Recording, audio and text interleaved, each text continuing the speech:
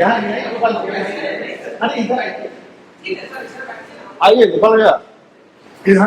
अरे आइए सत्तर हो जाती याद करें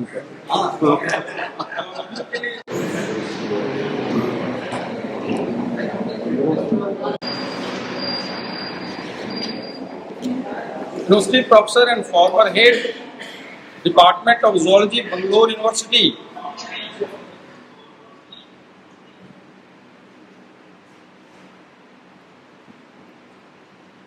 Professor Ramakrishna is well known in the field of academics and research.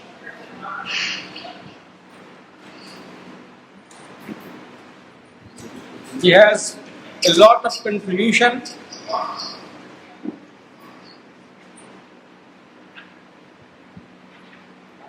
publishing around 50 research papers in the international and national journals of repute, and also contributed book chapters. As many national and international collaborations in research, and presently he is the honorary chairman,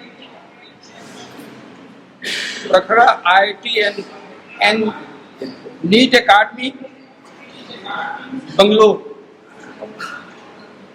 We are extremely privileged to welcome Dr. S. Rama Krishna as the external examiner of the Viva Voce online of Mrs.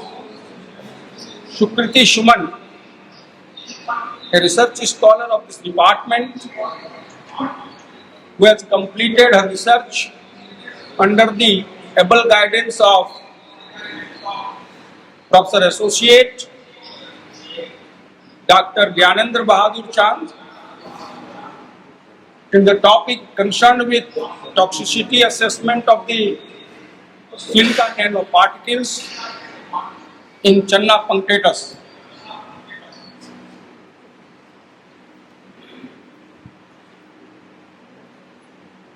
So, Professor Ramakrishna, with your permission, I am inviting Sukriti Suman to present her work. Yes, sir. Now, Sukriti Suman. To our HOD, Dr. Parimal Kumar Khan sir, my supervisor, Dr. G.P. Chand sir, and all the learned professors, research scholars, and dear students. I am Sukriti Suman, and today I am going to present my PhD research work entitled Toxicity Assessment of Silica Nanoparticles on Hepatic Renal Metabolism and Transcriptomic Responses in Channa punctatus. So nanoparticles, these are the particles which have their size in the range of 1 to 100 nanometers, and they exhibit unique physical, chemical and biological properties due to their small size and high surface area.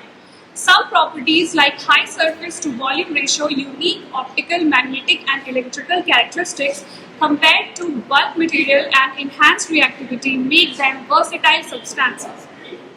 These are extensively used in various fields and for various different applications.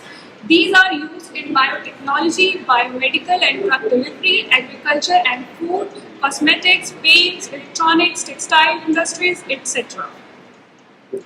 So, one of the top most used nanoparticles is silica nanoparticles, and this is the particles which I have selected for my research work.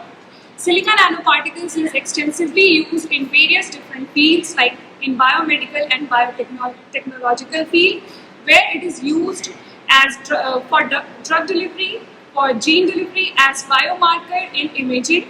These are also used in agriculture and food industry, where these are used as nanofertilizers, nanopesticides in food preservation, food packaging. These are also used in environmental remediation, where it is used as nanosensors in phytoremediation for catalysis and as adsorbents. Also in different industries and factories, these are extensively used, which are paints and coatings, abrasives, textile and fabric and concrete. So nanoparticles are these days are extensively used, and here with this pie chart I want to show that silica nanoparticles is the one of the largest used nanoparticles, and the largest 9 product categories containing nanosilica are paints, polymers, coatings, ceramics, car tires, cleaning agent, catalysts, food products, cosmetics, personal care products, and others. So, as we of nanoparticles from industries, there is wet deposition of nanoparticles from the environment. Also, nanoparticles is coming from nanopesticides and nanofertilizers. Ultimately, these are going with the water to the water bodies, and there they affect aquatic life. Also, fish is an organism present in our food chain. So human beings are also at the risk of exposure by consuming the fish and also by consumption of water. So many studies have shown that silica nanoparticles have toxic impacts on various different organs, like these process blood-brain barrier, they create neuronal damage, morphological changes, oxidative stress, cell injury. These are also found to create tubular injury, tubular inflammation, cytotoxicity, oxidative stress, and many more. Also, aquatic life is very important for us, and we consume fish and other aquatic organisms. These are at high risk of nanoparticle exposure, as these nanoparticles used to go into the aquatic water bodies where they affect zooplanktons, bacteria, algae, and the plants which are present in the aquatic water bodies and fish. Studies have shown that these create mitochondrial disruption and create ROS.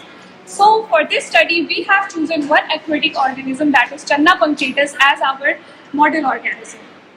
And the study has been designed with the following objectives. The first objective of my study is to characterize the silica nanoparticles. The second objective is to study the enzymes related to hepatic renal metabolism in control and silica nanoparticle treated fish. The third one is assessment of few immunological markers in control and silica nanoparticle treated fish. To study the impact of silica nanoparticles on hepatic tissues under transmission electron microscope is my fourth objective. And the fifth objective is to study the transcriptomes of hepatic tissues of control and silica nanoparticle treated fish. So this is the experimental design. So first of all, silica nanoparticle was procured from Nano Research Laboratory, Jamshedpur, Jharkhand. Then characterization techniques were applied for the characterization of procured nanoparticles. Also, fish were procured from different local fish market of Patna. These are brought in the laboratory and left for acclimation. After that, LC50 value determination test was done, and based on that value which we have got, different doses were decided. One of the dose was 1.2 mg per liter of silica nanoparticle, the other is 2.3 mg per liter silica nanoparticle, and the third one, the highest dose, is 230 mg per liter silica nanoparticle, where one group of the fish was left as control group.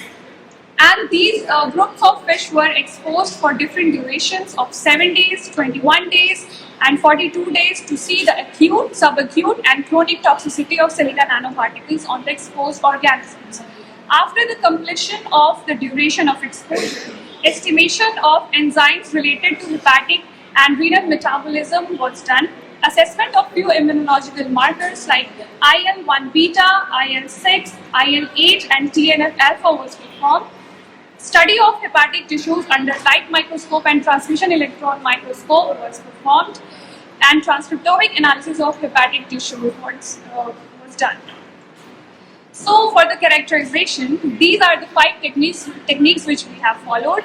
First one is the X-ray diffraction, second is scanning electron microscopy, third is zeta potential analysis, fourth is dynamic light scattering analysis, and TGA-DT analysis is the 5th one. Out of these, the 4 have been done at Aryabhat Center for Nanoscience and Nanotechnology, and one, the X-ray diffraction, was performed at AN College, Patna. So the results of the first objective is here. The X-ray diffraction graph shows a peak at 22 degrees, which confirms that the procured nanoparticle is actually silica nanoparticles, because different nanoparticles have their characteristic peaks at different angles. After that, scanning electron microscopy was performed, which confirmed that the nanoparticles which we have procured is actually amorphous in nature. Then zeta potential analysis. Here we got the value minus 17.1, and we know that the values above plus 30 millivolt and below minus 30 millivolt are considered to be stable. So here it is not very much stable. Silicon nanoparticle is not very much stable in water. So we have gone for sonication to prepare the dose. Then the dynamic light scattering analysis shows and confirms the particle size. Here in this graph, we can see that the particle size below 100 nanometers, which was actually the size of our nanoparticles. 20 to 30 nanometer size was for our 20 to 30 nanometer silicon nanoparticle was procured for our experiment. Then TG and DD analysis confirms that the silicon nanoparticle is stable and we can perform sonication on it. Then procurement and acclimation of fish. So Channa punctatus was procured from local fish market in Patna. Procured fish were given bath of 0.1% KMnO4 solution for half an hour for disinfection.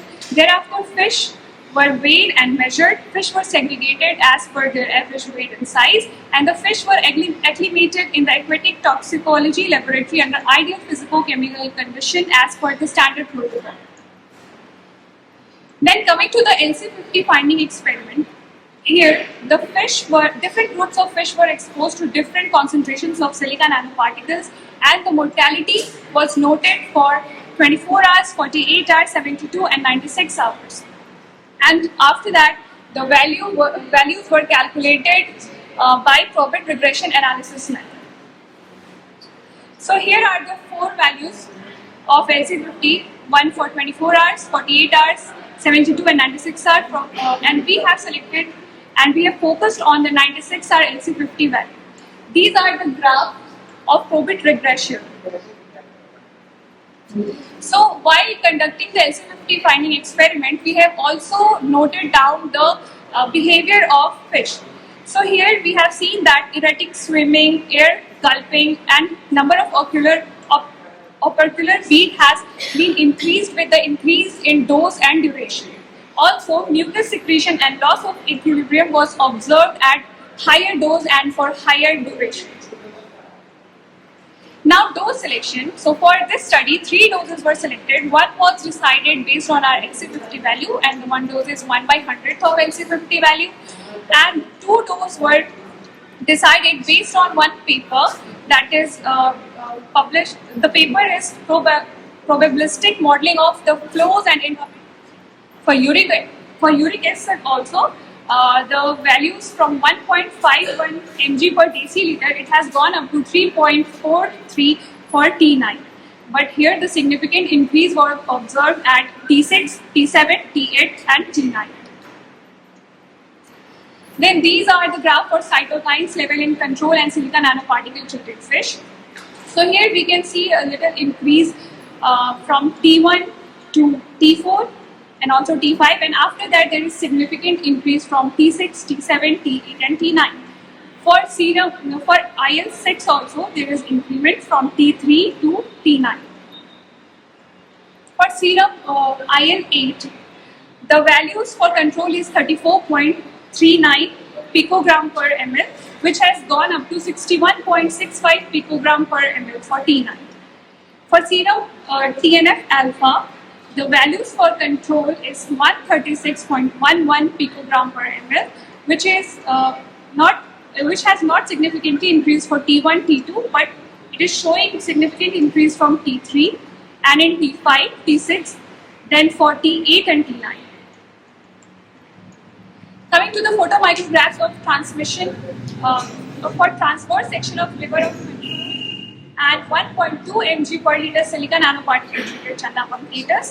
So here we can see normal normal central vein and normal endothelial cells. We can see fibroblast cells, cords of hepatocytes separated by sinusoids,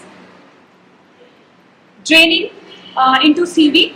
For 7 days treated, fibrous tissue around central vein was observed. Enucleation, fusion of hepatocytes were also seen. Then for 21 days treated, infiltration of eosinophil, hydrophobic hepatocytes and pycnotic nuclei were observed. For 46 days treated, congestion at central vein, deposition of fibrous tissue, pycnotic nuclei, enucleation of hepatocytes were observed. In photomicrographs of transverse section of liver of control and 2.3 mg per liter silica nanoparticle treated Channa punctatus, here we can see for 7 days there is some swollen hepatocytes were observed and fatty hepatocytes were observed. Eosinophilic infiltration in both hepatic artery and portal vein were also observed. For 21 days treated, deposition of fibrous tissue around central vein, clumps of pycnotic nuclei and few apoptotic bodies were observed. For 42 days treatment, massive degeneration in portal vein as evidenced by the presence of EPI.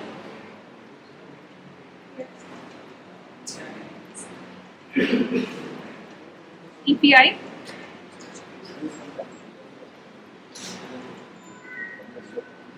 was observed.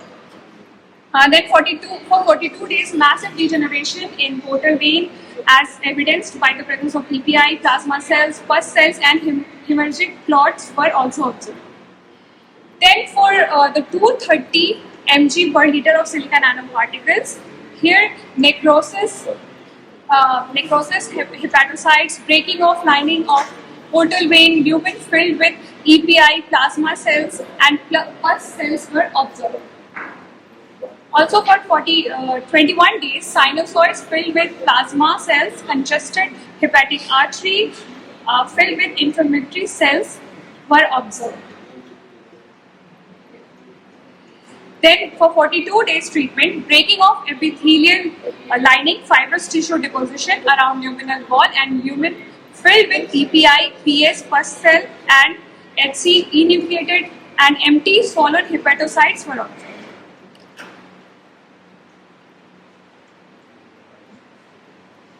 Then these are the photomicrographs of transmission electron microscope. These photos show the normal hepatocytes of Channa punctatus where 2 nuclei are visible. One is here and the other one is here. And well developed outer nuclear membrane and inner membrane are quite visible. Outer membrane, inner membrane. Then patches of HCH, that is heterochromatin, was observed. And nucleus with distinct nuclear core. Pores were observed. Nucleoli, DFC, FC and GC were also observed. Then transmission electron micrograph of liver of 1.2 mg per liter of silica nanoparticle treated Channa punctatus for 7 and 21 days are here. So for 7 days, increased accumulation of lipid particles. These are lipid particles. Are seen and notched nuclei was also observed. This is the notched nuclei and degeneration in mitochondria also begins. From this we can see. Then for 21 days treated, accumulation of lipid particles and degenerating mitochondria was observed. Degeneration of nucleus was also seen. Then for transmission electron micrographs of liver, 1.2 mg per liter silica nanoparticle treated Channa punctatus for 42 days are here. So massive infiltration of lipid particles. These are lipid particles. So massive infiltration of lipid particles were observed. Increased number of peroxisomes were seen. Degeneration in mitochondria was observed. Here. And degeneration in nucleus was also seen. Transmission electron micrograph of liver 2.3 mg per liter silica nanoparticle treated channa pancreatus for 21 days shows accumulation of silica nanoparticles along with lipid particles and giant lipid particles. So these white dots are the penetrated silica nanoparticles. And giant lipid particle is also observed. Then for 42 days treated, apoptotic bodies, intermingling of hepatoplasm and nucleoplasm was observed. Degeneration in hepatocytes and mitochondria was also observed. Then for a transmission electron micrograph of liver of 230 mg per liter of silica nanoparticles treated channa punctatus is as 7 days treated showed degenerating nuclei. Then dissolved cristae and degeneration in mitochondria was observed. Then remnants of SER and RER can be seen. Then for 21 days treated, degenerating mitochondria, here, degenerating mitochondria was observed, degenerating nucleus and complete loss of cytoarchitecture of hepatic cells. So here, loss of architecture is quite visible. Then transmission electron micrograph of liver of 230 mg per liter silica nanoparticle treated channa pancreatus for 42 days showed accumulation of lipid particles. So here the lipid particles are getting accumulated. Degenerating nucleus with broken outer and inner membrane can be seen. Then disintegrated mitochondria was observed. Increased number of vacuoles and loss of cytoarchitecture is quite visible. Now coming to transcriptomics. So this is the graph showing the differentially expressed genes for T1 versus control, T3 versus control, T7 versus control and T9 versus control. Here for T1 versus control, we have got 799 differentially expressed genes, out of which 507 were upregulated and 292 genes were downregulated. For T3 versus control, 582 genes were differentially expressed, out of which 469 were upregulated and 113 were downregulated. For T7 versus control, 616 genes were differentially expressed, out of which 456 genes were upregulated and 160 genes were downregulated. For T9 versus control, total of 761 genes were differentially expressed, out of which 435 were upregulated and 236 were downregulated. Coming to MA plot, this plot showed the blue dots in the plot show the differentially expressed genes and the grey are the normal genes. So with this figure we can see that the MA plot, which is for T1 versus control, these blue dots are the differentially expressed gene, and same follows for the graph of T3 versus control. This is the graph for T7 versus control and T9 versus control respectively. This is the volcano plot where differentially expressed genes are shown. Here the upregulated genes are shown in purple color, downregulated in green color. The red dots are those genes which have been differentially expressed but not at great, but not significant. And the blue dots show the non-significant. So this is the graph, same volcano plot for T7 versus control and T9 versus control.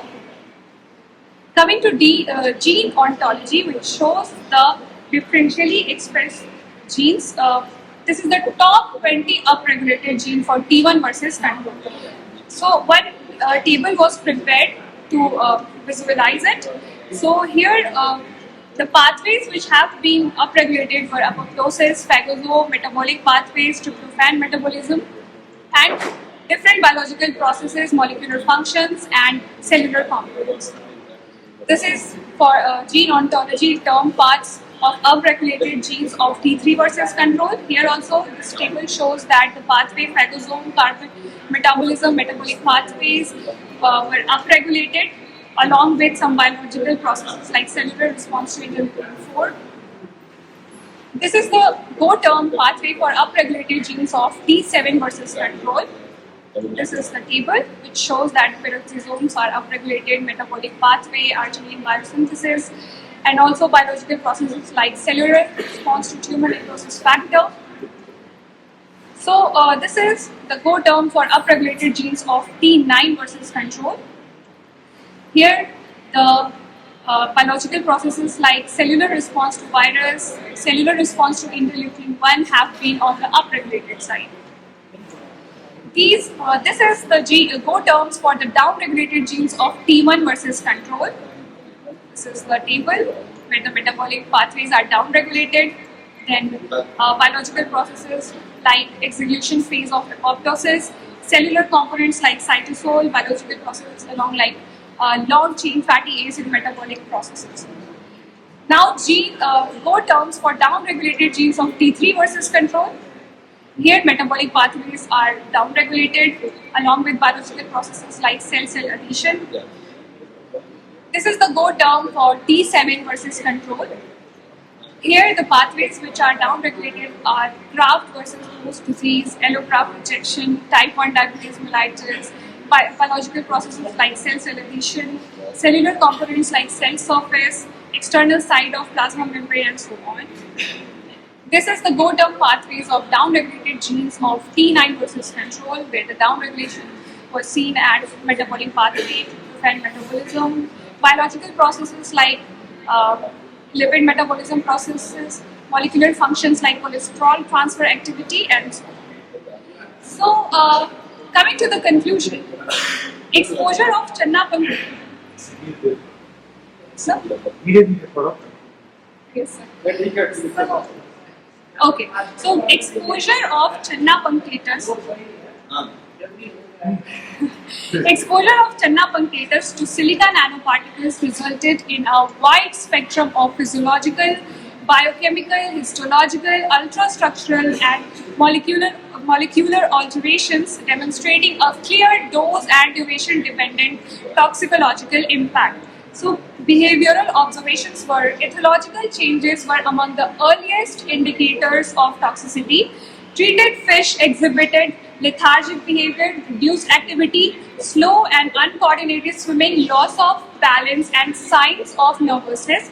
Also, an excessive secretion of mucus was also observed, likely as a defensive response to the irritant effects of the nanoparticles. These behavioral changes are critical as they directly impact the survival feeding efficiency and predator avoidance capabilities of the fish, reflecting a decline in overall fitness. Then, biochemical and inflammatory responses. Here, liver and kidney function tests showed marked disruptions. LFT parameters such as AST, ALT, ALP, and total bilirubin levels were significantly elevated in a dose and time dependent manner, suggesting hepatic stress and impaired liver function.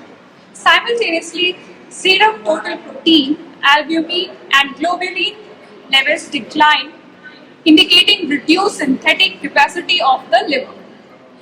Then, kidney function test was also compromised as evidenced by elevated 1 creatinine and uric acid levels across all treated groups, pointing to nephrotoxicity.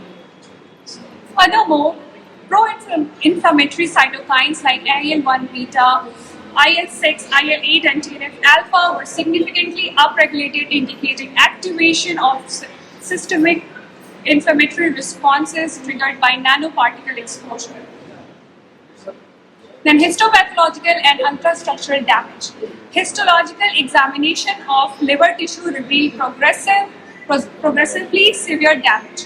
At the lowest exposure level of 1.2 mg per liter, signs such as central vein calcification, fibrous tissue accumulation, inflammatory cells infiltration, and hepatocyte necrosis were evident.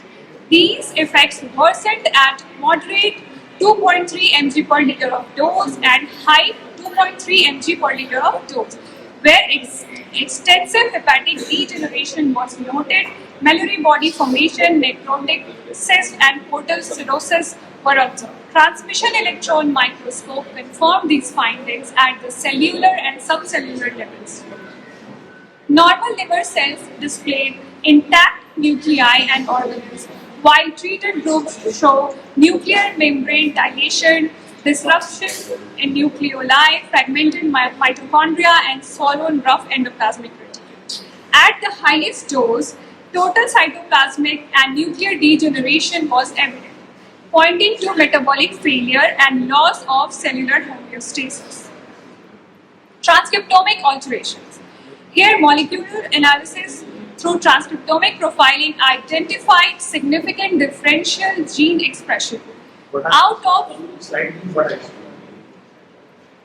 yes, sir? Slide बढ़ा नहीं हुआ वहाँ नहीं पढ़ा है. एक अच्छा ठीक चल Again.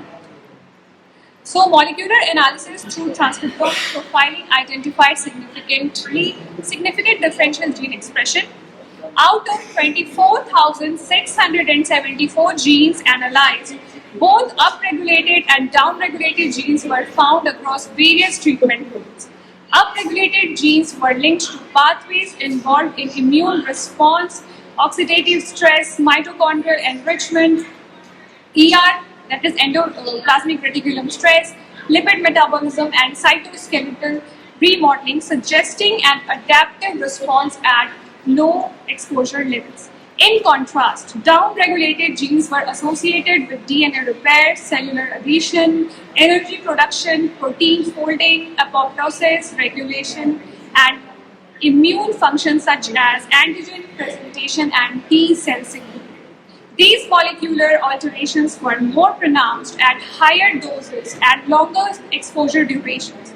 Gene ontology and KEG pathway analysis further confirmed disruption in key biological processes and cellular components, including mitochondrial function, vesicle transport, and neurotransmitter synthesis, particularly under chronic exposure conditions. So overall, silica nanoparticle exposure induced comprehensive toxic effects in Channa potatoes, starting from behavioral disturbances to biochemical imbalance, progressing to severe histopathological and ultrastructural damage, and culminating in extensive transcriptomic disruption. These findings underscore the potential of silica nanoparticles to cause systemic toxicity in aquatic organisms and highlight the need for regulatory assessment and environmental safety evaluation of nanoparticles. So these are two of the papers which I have published. Then these are the conferences, seminars, symposium and workshops which I have participated in. Then coming to acknowledgements, I extend my heartfelt gratitude to my guide, Dr. G.B. Chan, Associate Professor, Patna University, for his exceptional mentorship, continuous support and insightful guidance throughout this thesis. His encouragement and expertise have been instrumental in shaping my research journey. I am also sincerely thankful to Dr. Parimal Kumar Khan sir, HOD of Department of Zoology, for his constant support and providing a nurturing academic environment. I am grateful to Shaila Yasmin ma'am, who is not present here, but she has encouraged me a lot. I would like to express my sincere thanks to all the faculty members of Department of Zoology, Patna University, for their invaluable guidance, support and encouragement. I am profoundly grateful to my parents, Mr. Shivachandra Prasad and Mrs. Kumari Pratibha, whose unparalleled sacrifices and relentless support have been the foundation of every achievement in my life. Words fall short in expressing the depth of gratitude I feel for their immense contribution and sacrifices. I am deeply grateful to Dr. Abhishek Dutt, my husband, for his unwavering support, patience and belief in me. I am deeply thankful to my brother Vaibhav Ratnam for his constant encouragement and faith in my vision. I thank my friends Dr. Shravan Kumar, Divya Prasad, Khushbu Kumari, my seniors Dr. Vyomesh Vibhav, Dr. Kundan Patel, Mohan Kumar, my juniors Zia and Ashish Ranjan, for their constant support and encouragement, and all the other juniors also. I'm thankful to all the non-teaching staffs for their valuable assistance. I would like to acknowledge CSIR New Delhi for being the funding agency for this research work. Thank you.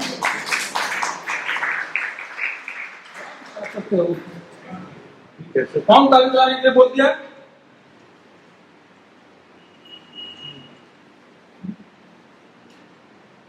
बार बार कहा गया कि at the end ताली बजाना, not in the middle. This is the middle.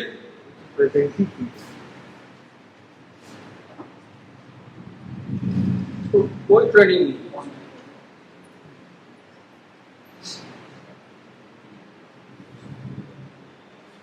Professor Ramakrishnan. Hello. Are you getting my voice? I think Mrs. Sukriti Suman has well explained the findings of her experimentation and analysis.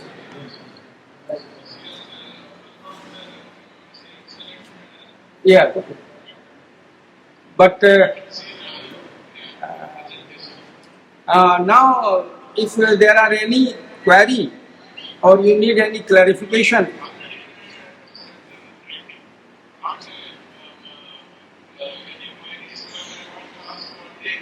yeah.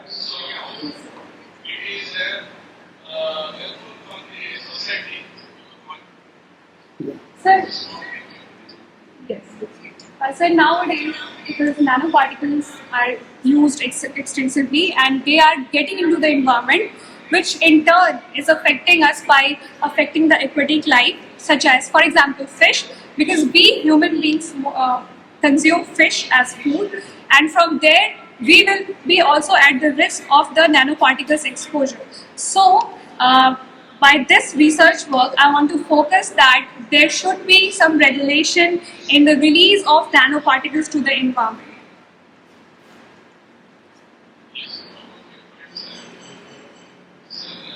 Anything more? Anything more you want to ask? No, sir. Thank you, sir. Thank you. Now, among the audience, if there is any query or clarification needed, Professor Prakash is with us also.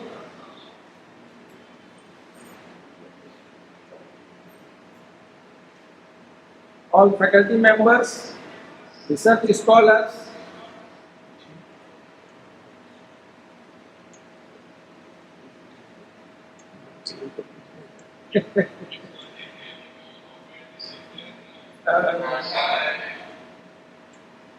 I want to know, there are 3 durations of exposure.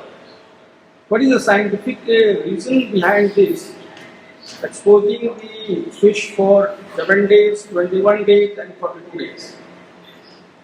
Sir, for acute toxicity, we generally study the exposure duration from 1 day to 7 days. So because of that, we have chosen 7 days for acute toxicity test, and chronic exposure starts beyond 40 to 42 days. So that is the highest duration of exposure to check the chronic toxicity, and in between 22 days we have selected as subacute level. No, just in experiments related to analysis of blood parameters or fragmentation, we just carry out the experiment based upon the days of hematopoiesis, considering the days of hematopoiesis. For example, in most of the teleos, their days of the duration taken for the hematopoiesis is around 20 days. So after exposing the fish for at least for 20 days, you can see the result on the blood cells, or the cytogenetic phenomenon occurring in the blood cells. In this case, is there any correlation with any biochemical or physiological process with the days of duration of the treatment? Duration, that is for up to 7 days. Very basic things can be seen as defense mechanism like mucus secretion and all, but at cellular and subcellular level it can be seen for after long duration of exposure. So for that 42 days per se. And also find out some correlation with the association. And secondly, you reported the gene expression of around 25,000 genes. Some are upregulated and some are downregulated. What is the proportion of the genes getting upregulated and the downregulated? At around 60% which we have got the DEGs, differentially expressed genes. Out of that, around 60% genes were upregulated and 40% were downregulated.